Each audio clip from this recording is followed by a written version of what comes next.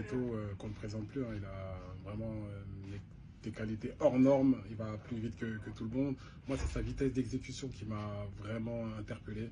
Ça allait vraiment beaucoup trop vite. Et lorsque je l'ai affronté, j'étais un jeune joueur. Et j'avais jamais affronté un joueur d'une telle qualité. Donc, ça m'a montré tout le chemin qu'il y avait à parcourir pour pouvoir être, j'ai envie de dire, au niveau dans ce genre de match.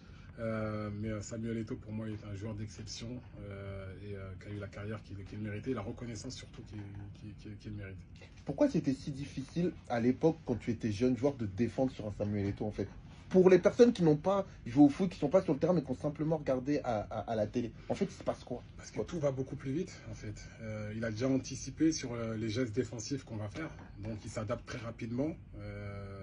C'est des choses qu'on n'a pas l'habitude de voir chez les joueurs, entre guillemets, normaux. C'est-à-dire quand il va contrôler le ballon, on a envie d'intervenir, mais il a déjà anticipé sur notre intervention. Il va déjà faire le geste qu'il faut, au moment qu'il faut, et surtout à la vitesse qu'il faut. Ça va beaucoup, beaucoup plus vite.